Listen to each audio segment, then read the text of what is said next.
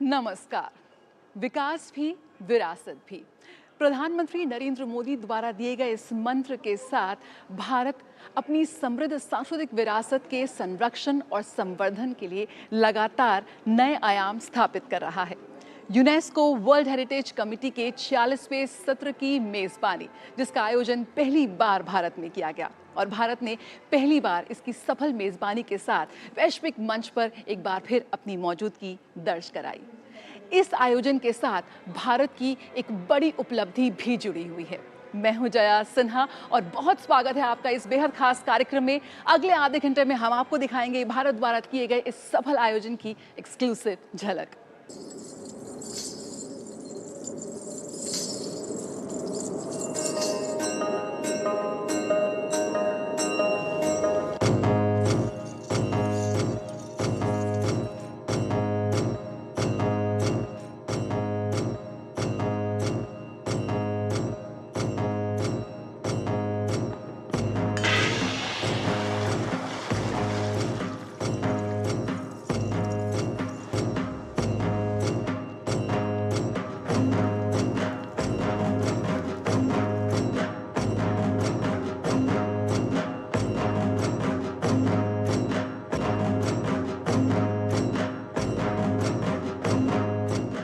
भारत का पूरे विश्व को यही आह्वान है, आइए हम सब जुड़े अपनी हेरिटेज को संरक्षित करते हुए टूरिज्म बढ़ाने के लिए, ज्यादा से ज्यादा रोजगार के मौके बनाने के लिए।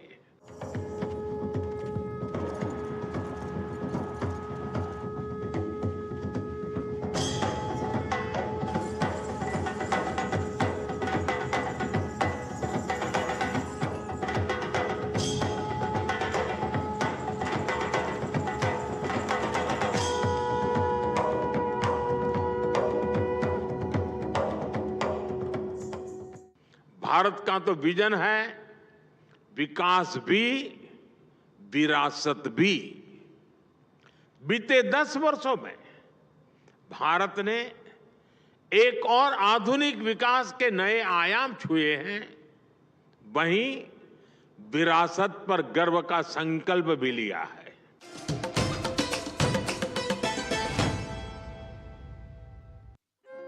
विश्व धरोहर समिति का 46वां सत्र सफलतापूर्वक संपन्न हुआ।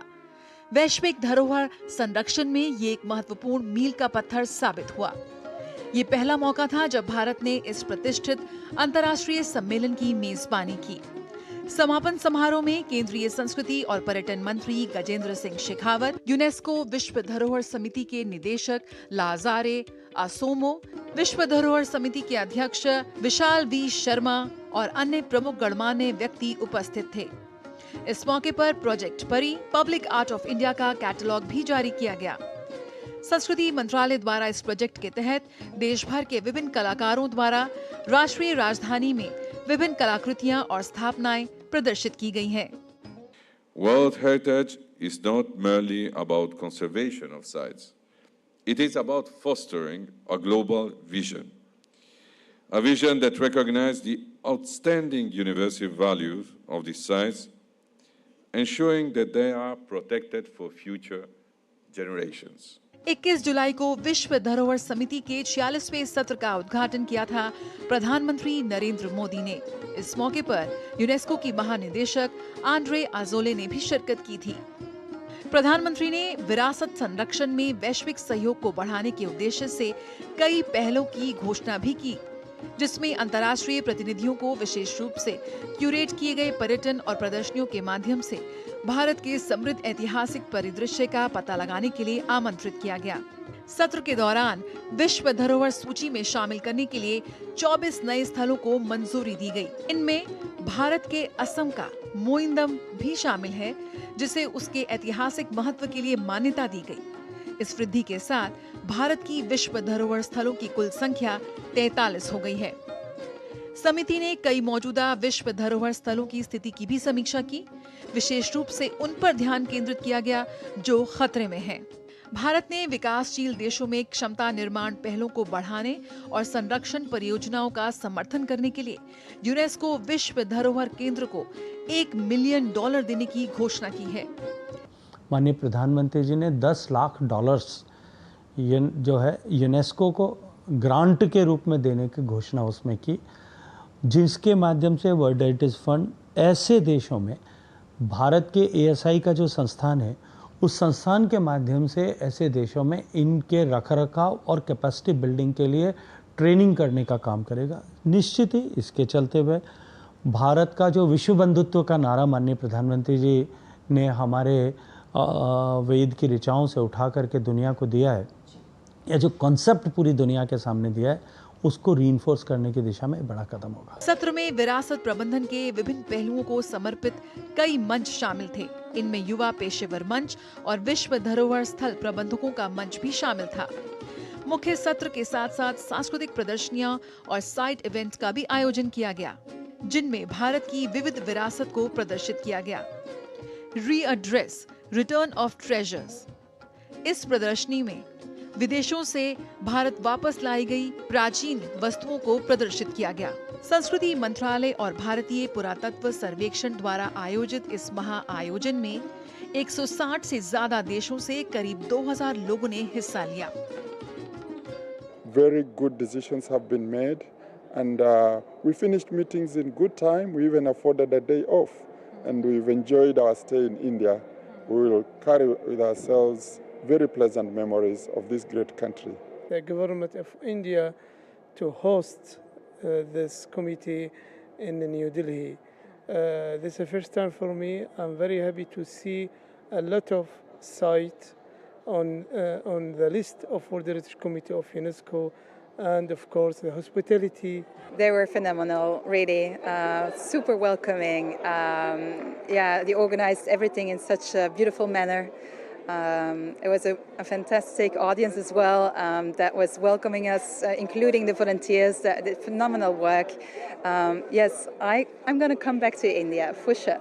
When we came here, we are foreigners. When we leave, we are part of the family, of the Indian family. The best that we have seen here was the persons, the Indians, and they treat us as members of our family. And that is something that we can't forget. Every detail was covered by all the organization, the volunteers. We have seen here a lot of students. It has been wonderful for hosting this committee. Everything was so smoothly and very productive session. And I can see how hard the work the committee members and also the chairperson and your volunteers, they're so wonderful. So thank you so much, India. And that it made everyone feel at home and welcome and comfortable working here.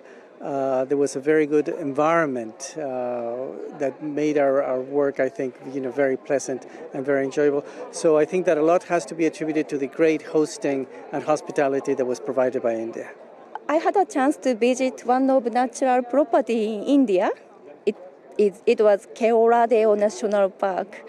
It was really, really amazing, beautiful bird sanctuary. So I enjoyed very much bird watching, and I also surprised the management of the property was excellent. So we couldn't enter the park without guide. So guiding system is also really nice. नई दिल्ली के भारत मंडपम में आयोजित इस वर्ष का सत्र एक ऐतिहासिक आयोजन था। समापन भी बेहद शानदार रहा। प्रसिद्ध कोय ग्रुप शिलोंग चेंबर ने अपनी प्रस्तुति से सभी अतिथियों के लिए ये शाम यादगार बना दी।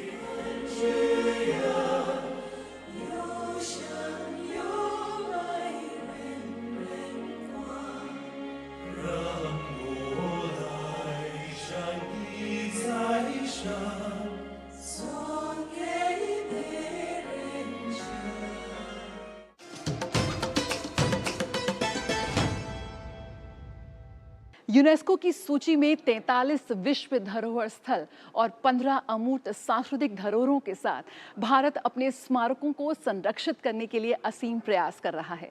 हमारे ये स्मारक ही हैं जो हमारी अतीत की गवाही देते हैं। आपने सही सुना, 43 विश्व धरोहर स्थल। यूनेस्को वर्ल्ड हेरिटेज कमेटी के 46वें सत्र के दौरान इस बात की घोषणा की गई कि असम के मोइदम्स को अब वर्ल्ड हेरिटेज सूची में शामिल किया जाएगा। एक बड़ी उपलब्धि भारत के लिए।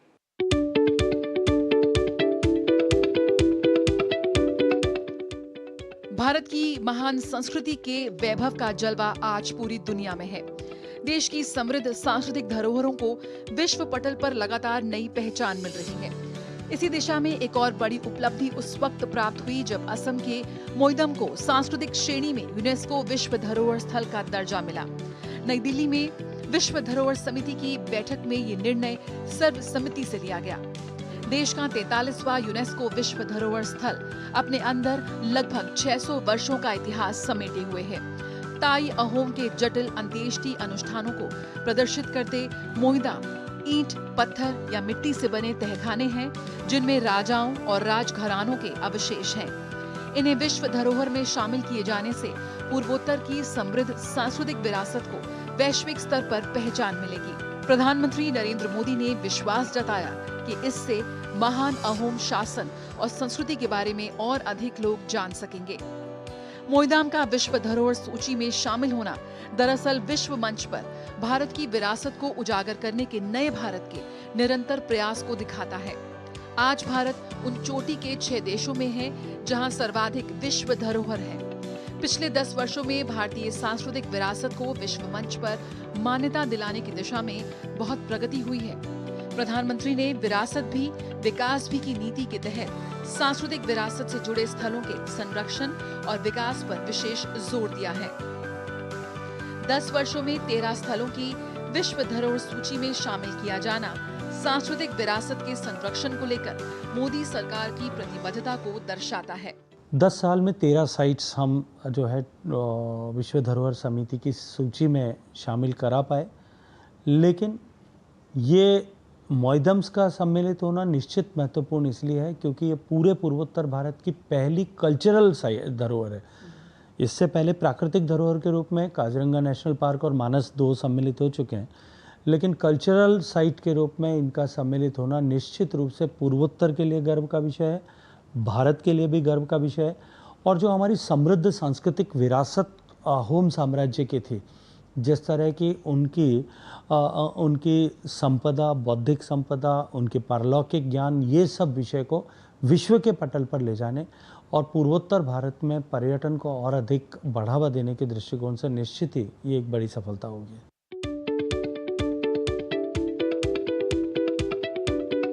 इनमें मारू गुर्जर वास्तुकला शैली का बेहतरीन नमूना गुजरात के पाटण स्थित प्रसिद्ध बावड़ी रानी की दाव को 2014 में, कई तरह के वनों और लुप्तप्राय पशुओं की प्रजातियों वाले हिमाचल प्रदेश के कुल्लू जिले में स्थित महान हिमालयी राष्ट्रीय उद्यान को भी 2014 में, सदियों पुराने एक मठ और शैक्षणिक संस्थान के पुरातात्विक अवशेषों को सहेजे बिहार के नालंदा महाविहार पुरातत्व स्थल को 2016 में, प्राचीन वनों, घाटियों, झीलों और शानदार पर्वतों की अनूठी विविधता वाले सिक्किम के कंचनजंगा राष्ट्रीय उद्यान को 2016 में, रचनात्मक प्रतिभा के उत्कृष्ट कृतियों वाले चंडीगढ़ कैपिटल कॉम्प्लेक्स को 2016 में, समृद्ध वास्तुशिल्पीय विरासत का प्रदर्शन करते अहमदाबाद के ऐतिहासिक नगर को 2017 में,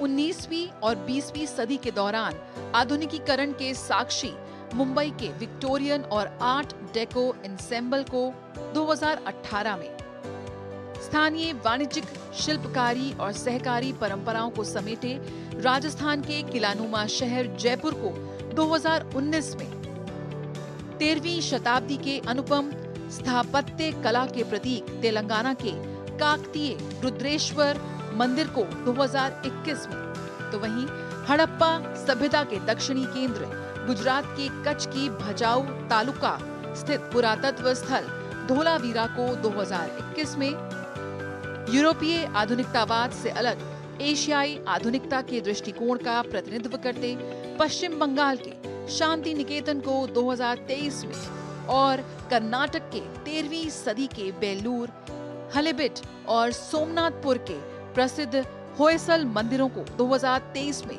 विश्व धरोहर सूची में जगह मिल चुकी है। सांस्कृतिक धरोहर स्थलों के संरक्षण के साथ साथ सैकड़ों बहुमूल्य कलाकृतियों को देश वापस लाना भी मोदी सरकार की बड़ी उपलब्धि रही है। अब तक 350 से अधिक ऐसी कलाकृतियों को वापस लाया जा चुका है।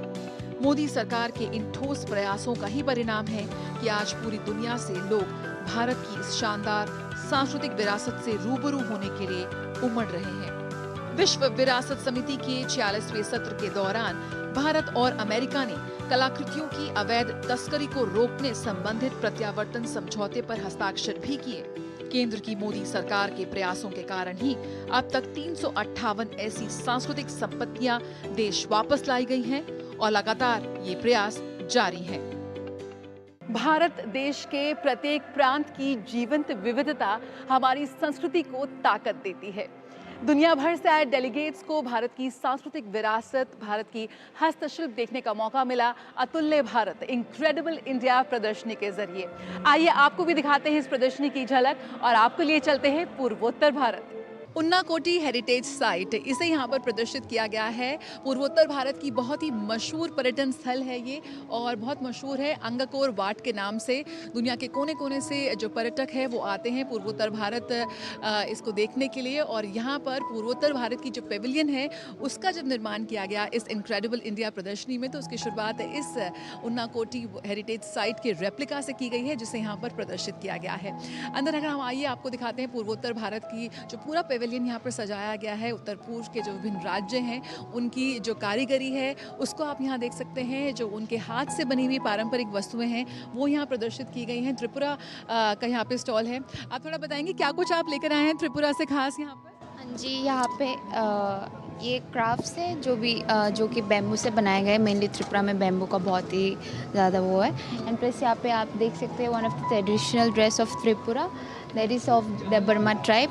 त्रिपुरा में बहुत सारे ट्राइब्स भी होते हैं बट ये देबर्मा ट्राइब का है। एंड यहाँ पे बहुत सारे क्राफ्ट्स देख सकते हैं जो कि made out of bamboos. Response आपको मिल रहा है, लोग पसंद कर रहे हैं? हाँ जी, बहुत सारे लोग आ रहे हैं। They are very much interested in the crafts, they also want to buy it. तो आप यहाँ पर देख सकते हैं कि जो बैम्बू का जो रूट है उससे ये यहाँ पर बहुत ही खूबसूरत कलाकृति बनाई गई है। इस बैम्बू रूट से इस भगवान बुद्ध की प्रतिमा को यहाँ पर प्रदर्शित किया गया है। बहुत ही खूबसूरत है। बैम्बू को कितने अलग रूप हो सकते हैं। यहाँ पर आप कप्स देख रहे हैं, बहुत ही सुंदर है। और ये खास बात ये है कि ये तमाम जो चीज़ें हैं वो सिर्फ और सिर्फ हाथ से बनी गई हैं। सिक्किम से खास तौर पर आप क्या लाए हैं सिक्किम से, थोड़ा बताइए। मैम, यहाँ पर हम लोग का जो जितना भी ऑर्गेनिक की तरफ से बनता है, जैसे कि हम लोग का यहाँ पर जितना भी हैंडमेड है प्रोडक्ट्स, सो हम लोग थोड़ा सा करके भी यहाँ पर डिस्प्ले कर रहा है और जितना भी ऑथेंटिक इन्फॉर्मेशन है हम यहाँ से दे रहा है। Which is the cash crop of Sikkim, and then this is the organic passion fruit juice of Sikkim, and then rest are all tourism brochures that we have. So we give information on Sikkim. तो सिक्किम आए, Sikkim visit करें, यहाँ पर उसकी जानकारी भी दी जा रही है। और सिक्किम को एक ऑर्गेनिक स्टेट कहा जाता है, तो अपने स्टेट से जो तमाम ऑर्गेनिक प्रोडक्ट्स हैं वो यहाँ पर लाए गए हैं। जाम है, बड़ी इलायची है और किस तरह के वहाँ का जो ऑर्गेनिक प्रोडक्ट्स काफ़ी लोकप्रिय हो रहे हैं इस वक्त वर्ल्ड मार्केट में, उसकी एक झलक हम यहाँ पर देख सकते हैं। और यहाँ पर आप देख सकते हैं बहुत ही सुंदर मणिपुर की ब्लैक पॉटरी बहुत ही फेमस है, बहुत ही लोकप्रिय है। और ब्लैक पॉटरी की यहाँ पर अलग अलग क्रॉकरी, अलग अलग बर्तन यहाँ पर प्रदर्शित किए गए हैं। और हमारे साथ हैं कारीगर हानी मिशॉन। सबसे पहले बताइए क्या है ये ब्लैक पॉटरी और किस तरह से बनाई जाती है, क्यों इतनी फेमस है? ये ब्लैक पॉटरी जो है ये बहुत यूनिक सा अलग तरीका से है। ये एनी जगह में नहीं मिलता है, ये सिर्फ मणिपुर में लोंगपी विलेज में मिलता है। और ये स्टोन को क्रश करके बनाता है। ये क्ले मतलब वो स्पेशल क्ले होता है, दोनों मिक्स करके बनाता है। और इसी से खाना बनाने में बहुत अच्छा होता है, हेल्थ के लिए भी बहुत फ़ायदा होता है।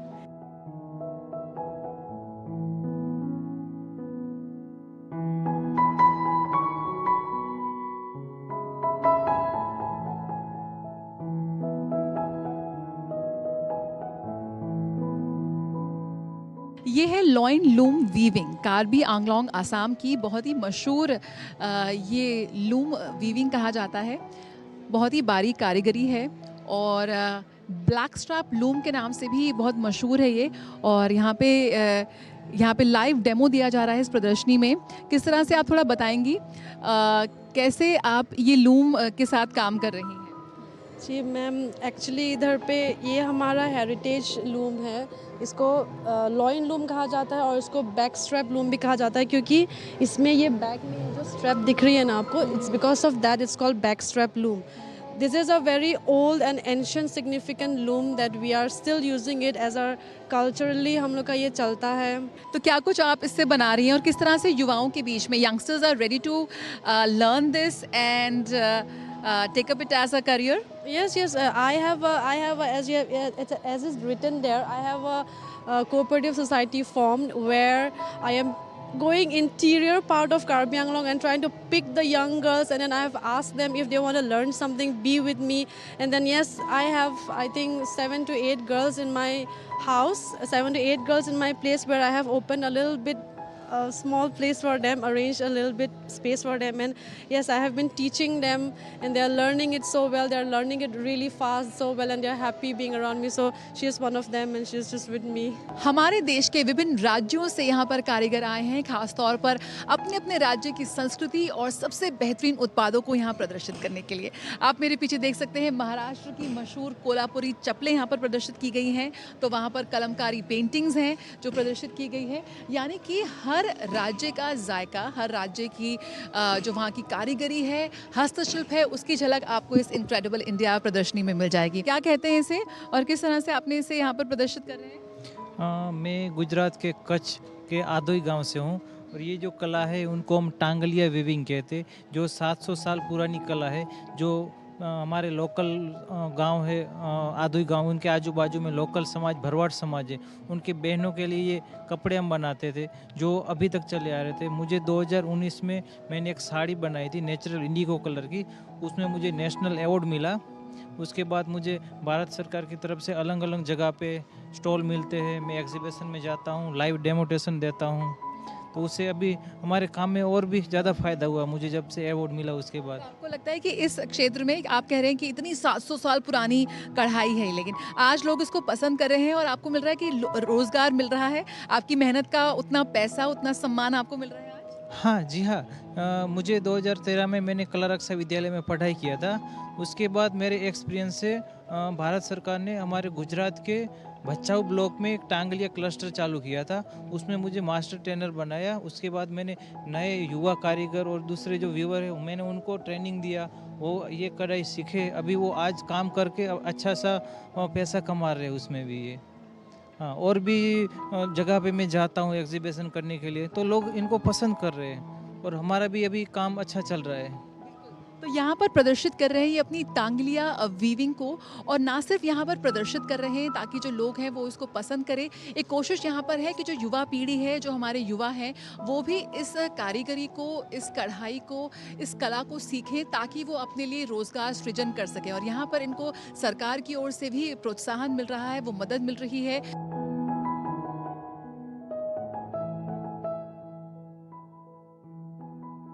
इनक्रेडिबल इंडिया, इस प्रदर्शनी में यहाँ पर दुनिया भर से लोग आ रहे हैं और उन्हें दिखा रहे हैं हमारे देश के युवा राह। किस तरह से आप यहाँ पर इस प्रदर्शनी का हिस्सा बने? हम लोग यहाँ पर national council of hotel management और केटरिंग टेक्नोलॉजी की तरफ से आए हैं। यहाँ हम अपने अलग अलग कॉलेजेस की तरफ से यहाँ पर डेलीगेट्स को हेल्प करने के लिए, उनको गाइड करने के लिए आए हैं, यहाँ पर उनकी सहायता करने के लिए आए हैं। बहुत एंजॉय कर रहे हैं डेलीगेट्स, बहुत it is very amazing for them, और बहुत अच्छा लग रहा है उनको यहाँ के हमारे अलग अलग डिशेस पहचान के और कैसे बनाए जाते हैं वो, उनका टेस्ट और वैरायटी ऑफ डिशेस वो एंजॉय कर रहे हैं बहुत। मौजूदा हालात में किस तरह से देखते हैं टूरिज्म, पर्यटन में, इस सेक्टर में युवाओं की भागीदारी, या अगर हम बात करें जॉब सृजन की या रोजगार कैसे आपको मिलते नजर आ रहे हैं? अगर हम यूनेस्को और UNWTO के रिपोर्ट्स देखें तो टूरिज़्म एंड हॉस्पिटैलिटी जो है पूरे वर्ल्ड में सबसे ज़्यादा एम्प्लॉयमेंट जनरेट करने वाला इंडस्ट्री है। और आने वाले समय में अभी डोमेस्टिक टूरिज़्म भी इंडिया में बहुत डेवलप हो गया है, इंटरनेशनल टूरिस्ट भी काफ़ी आने वाले हैं। तो टूरिज़्म एंड हॉस्पिटैलिटी इंडस्ट्री जो है ये कॉन्स्टेंटली ग्रो करने वाली है एटलीस्ट अगले 2-3 दशकों में। लियाम, आप यहाँ पर अपनी पारंपरिक अरुणाचल प्रदेश की ड्रेस में है, इसके पीछे कोई खास कारण है? एक्चुअली हम यहाँ से इतने सारे कंट्री से आए हैं लोग इंडिया को देखने के लिए, सो मैंने सोचा कि नॉर्थ ईस्ट पार्ट के भी कुछ झलक उनको दिखा दूँ। तो ये है गालो ड्रेस, हमारे अरुणाचल प्रदेश का एक ट्राइब है, तो मैं जस्ट उसको एक्सप्रेस करने के लिए पहन के आई हूँ आज एज ए वॉलंटियर।